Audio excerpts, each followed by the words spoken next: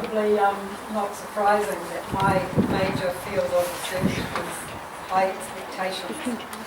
It somehow seems to have rubbed off. And so that's where I'm coming from. I mostly do research around teachers who have high expectations for children and the difference that can make for them academically. So today I'm largely presenting from that, but I've also tried to tailor it a bit to the sports field as well, which I realise is a little bit different.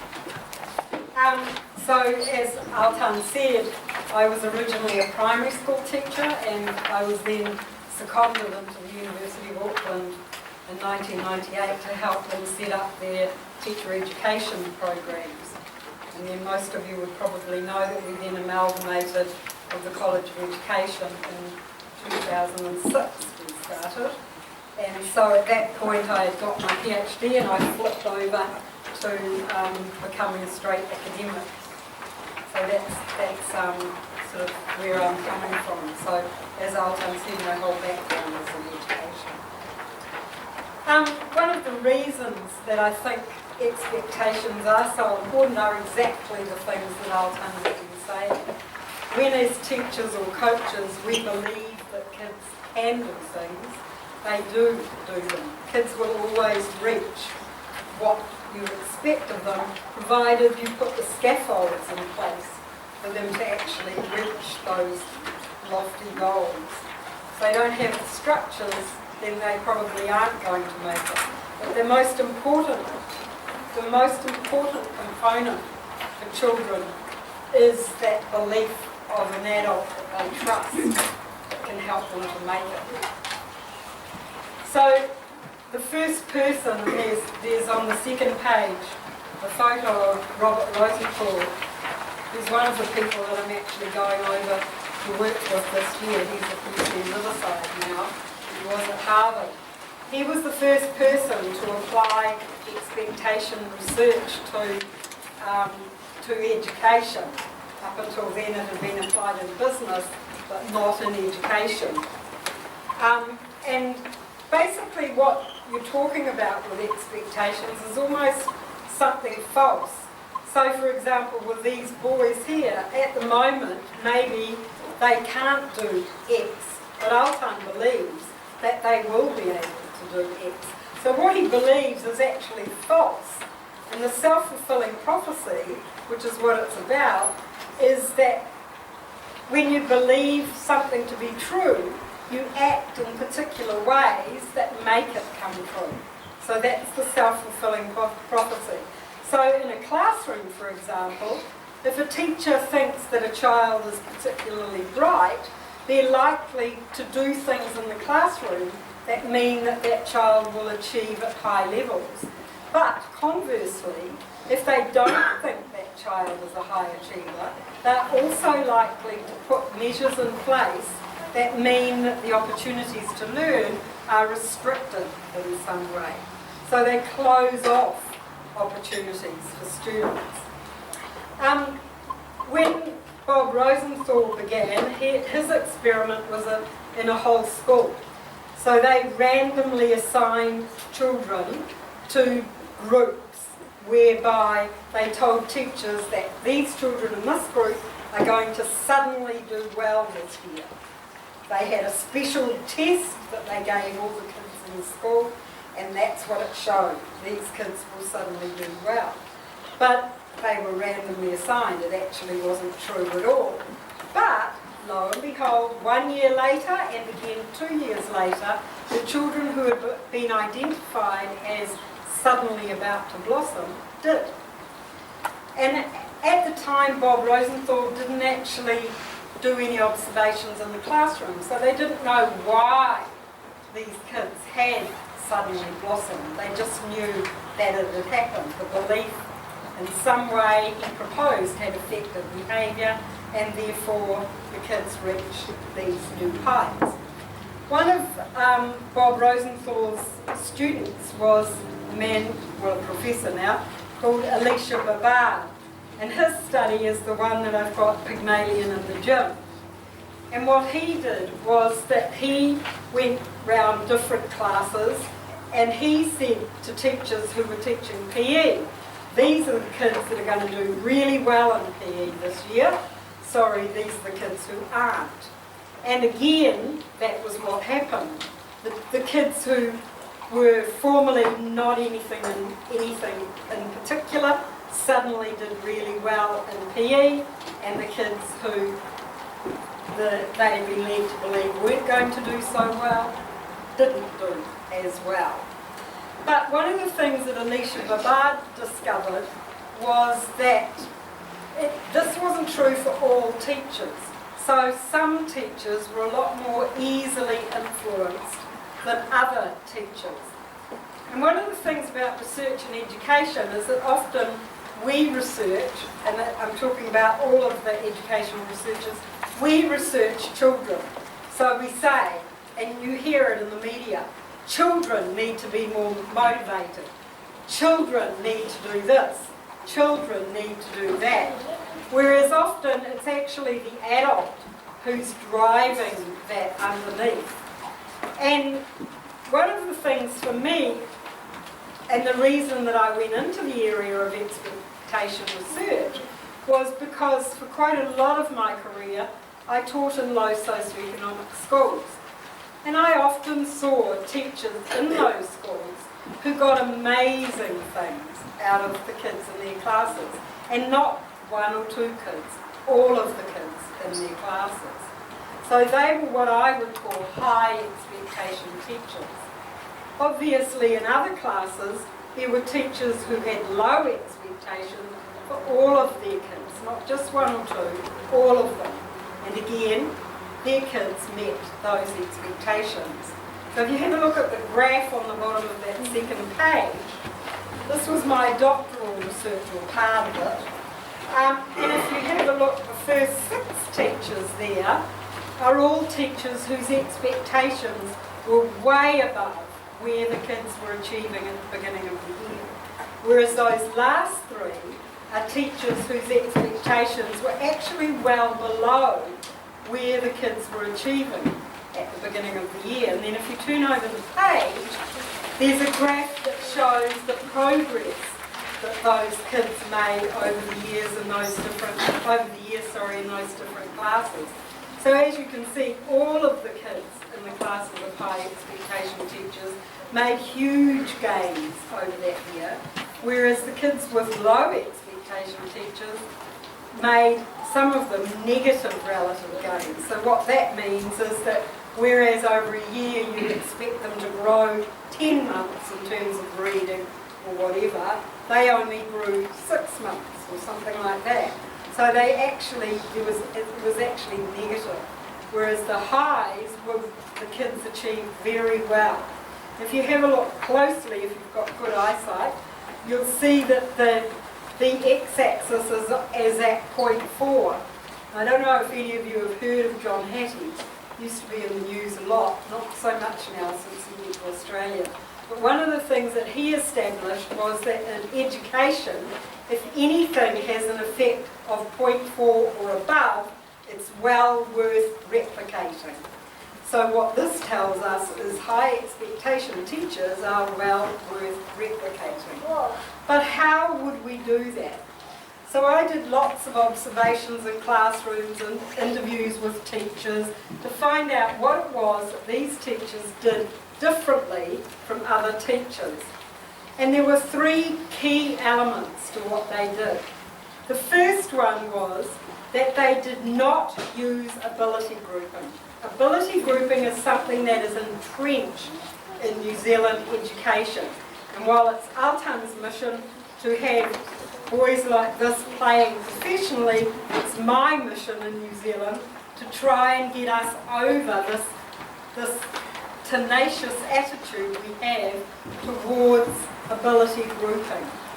So these high expectation teachers didn't do that. They had lots of activities going on in the class, and mostly they did things differently, but mostly the kids could choose the activities they did, or they tailored activities to suit the interests of children. So I was telling one of the parents before, one of those teachers had a group of boys in her class who were considered low achievers in maths. They were in year 6. They didn't know their basic number facts. This is what she had been told. So basic number facts mean they couldn't add something like 2 and 3 together in their head, or they didn't know any of their times tables. It's that kind of level. What she did was, she knew that they were really interested in cricket. So she tailored all of these maths activities around cricket at the beginning of the year. So suddenly these boys were working out run rates and batting averages, and yet supposedly they couldn't add 2 numbers together. And that's an example of turning kids on when they probably were turned off education by that stage. They've had a lot of failure by then. So you need somebody inspirational who can turn that around. So one key element was that they were not ability group. I've also done work in secondary schools where in New Zealand we often stream. So we have a top stream, a middle stream and a bottom stream, and there can be several of those. But again, what happens is that as you go down the streams, the teachers lower their expectations. And if you turn it around the other way, there have been several experiments done where they've taken kids from those bottom groups or middle groups and put them with the top groups, and suddenly the kids are achieving at the same level. In New Zealand, it's really scary. We label kids at 5. They walk in the door at 5, and we say, after about 2 weeks, you're in the tigers group, you're in the snails group. And we do that right from when they're 5 years of age. And then that just carries on. And once you're in a group like that, it tends to keep going. It's very difficult once you're labelled to get out of that particular group. So another thing that these high expectation teachers did, and again it's something that Altan talked about, is that they set goals for their kids. So the kids had very specific goals. They knew what was next, they knew where they had to go, and they knew what they had to do to get there. So that individualises their learning as well, but it also enables kids to see where they're going to get to. And that again applies very much to football, where you know, okay, I can do this with my left foot, my next goal is to do that with my right foot. So all the time you're extending yourself. The last thing that the high expectation teachers did, or kind of as a global summary, was that they had a very warm class climate. What that means is they related really well to the kids. They were very positive with the kids, they had high expectations, but they put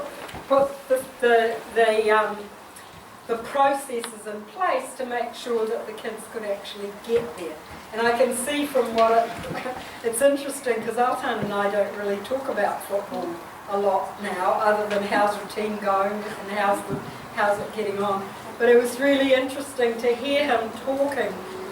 You can hear his passion, can't you? You can hear how much he cares about these boys.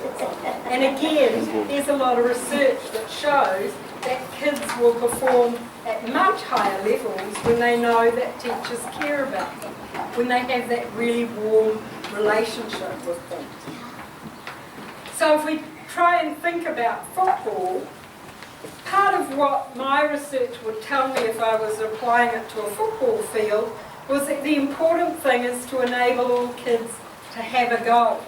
So not to say you're the A team, you're the B team, you're the C team, but to enable all the kids to have the opportunity to learn the skills and to grow.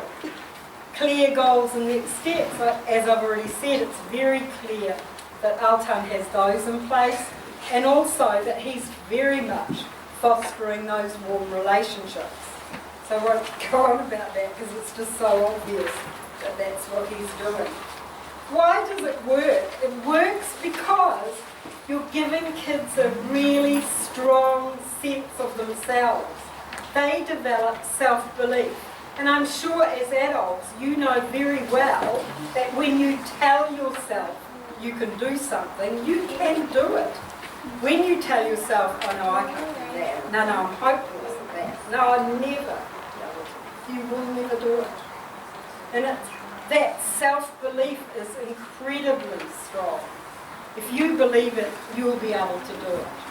If you've got that self-belief, you've got a trusted adult, a good relationship, then you're going to perform at high levels.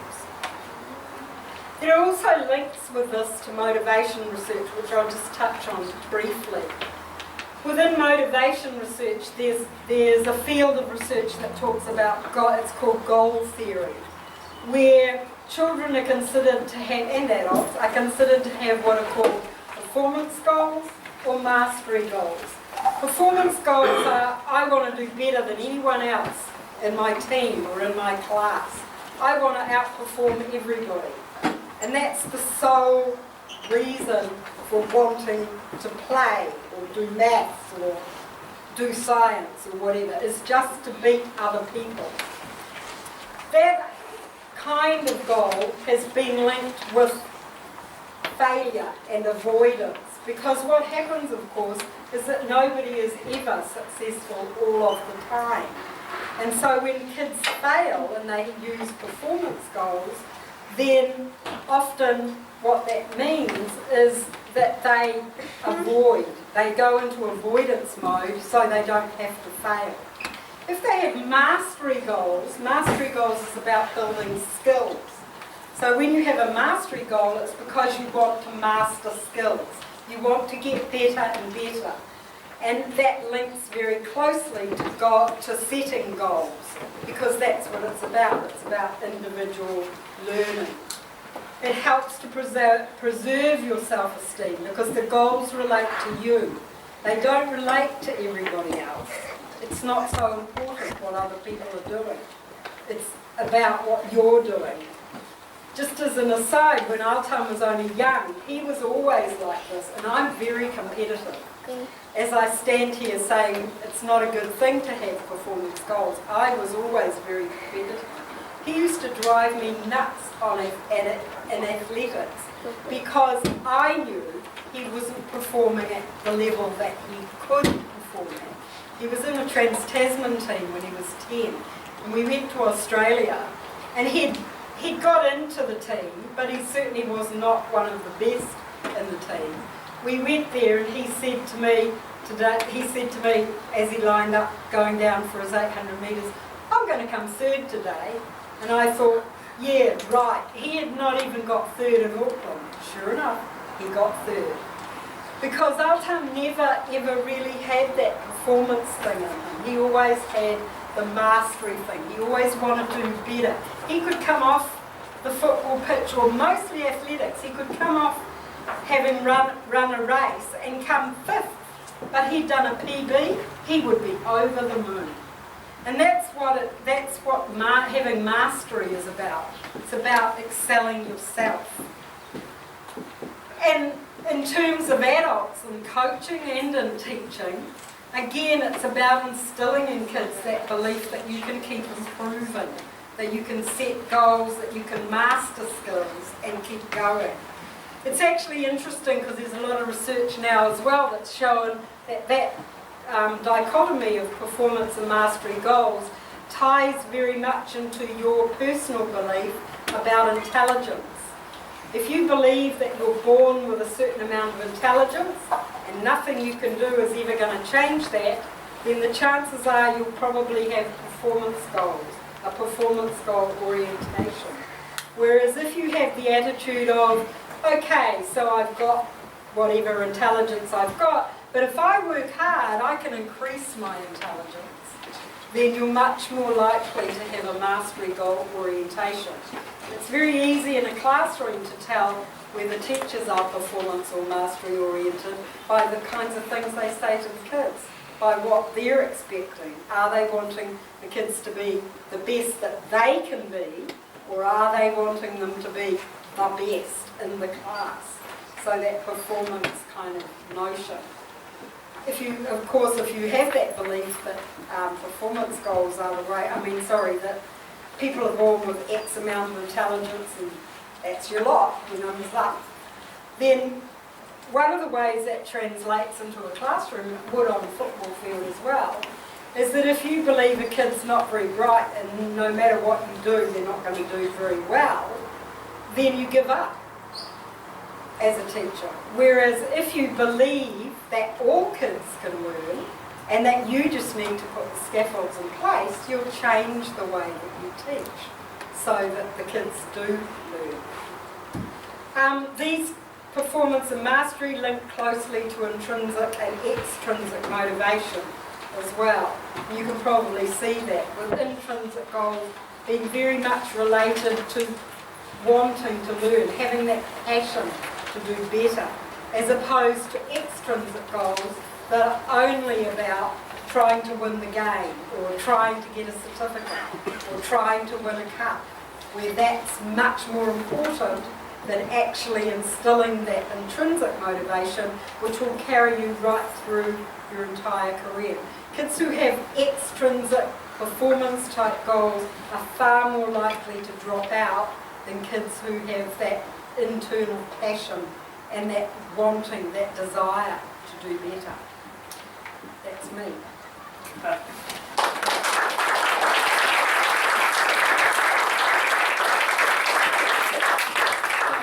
Any questions, comments?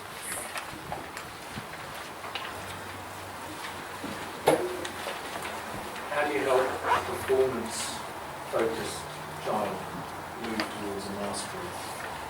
By focusing on mastery, by focusing on the next skills. So if it's at school, that's why we have ASTIL testing at school and we have NCEA now, is because those are moves away from performance goals, performance testing.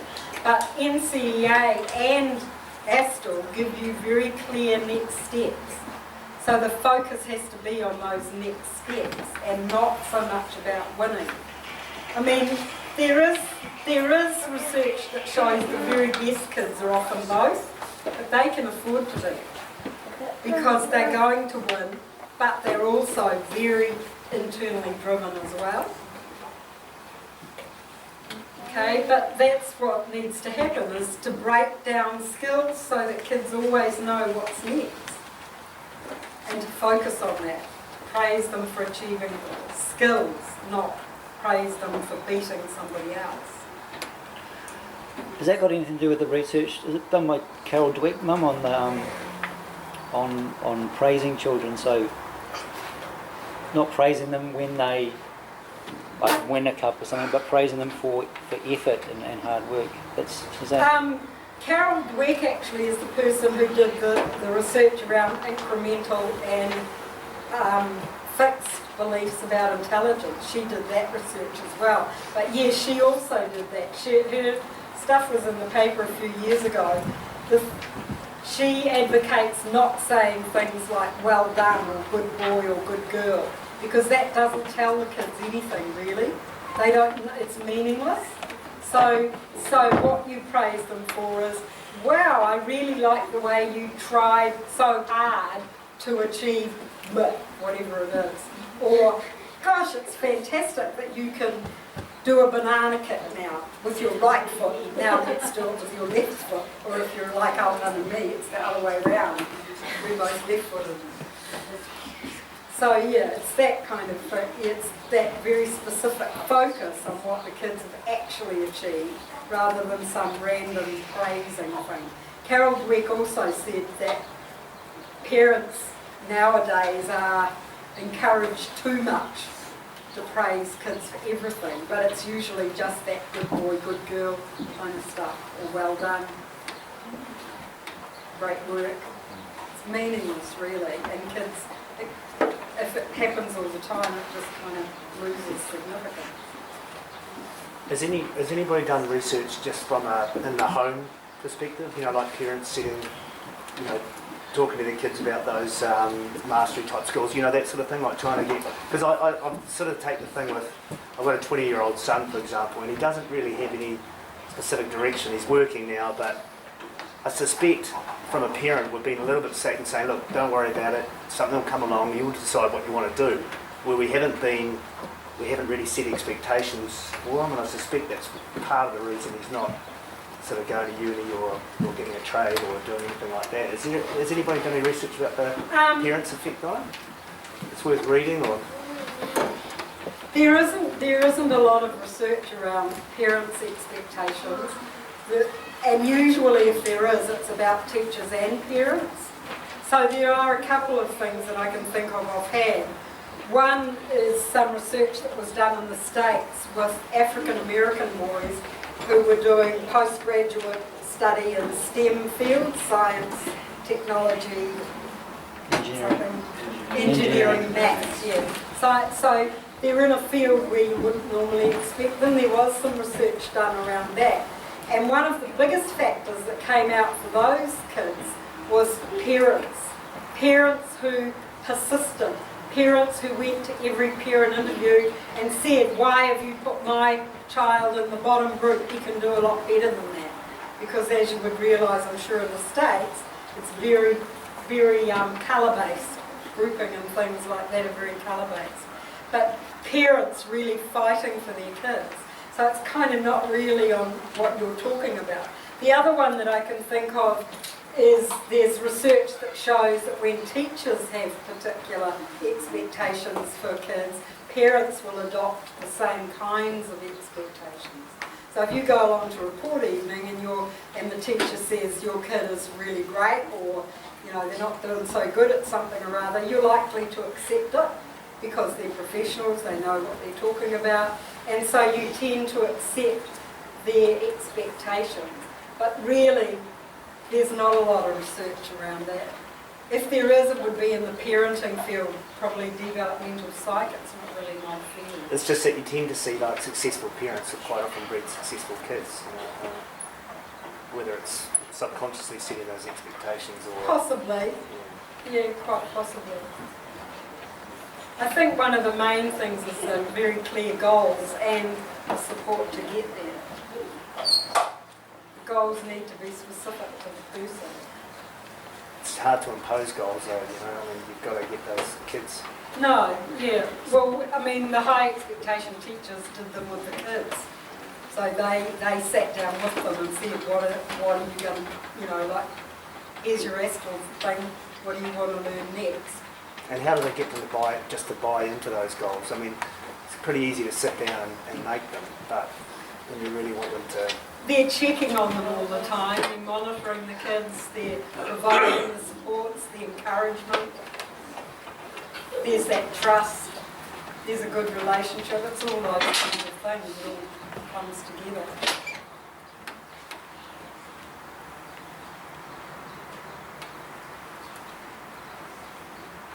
So if we can sum up, yes, it's good to have high expectations from children, but we should have high expectations from ourselves too, yes? Yeah. As teachers and parents.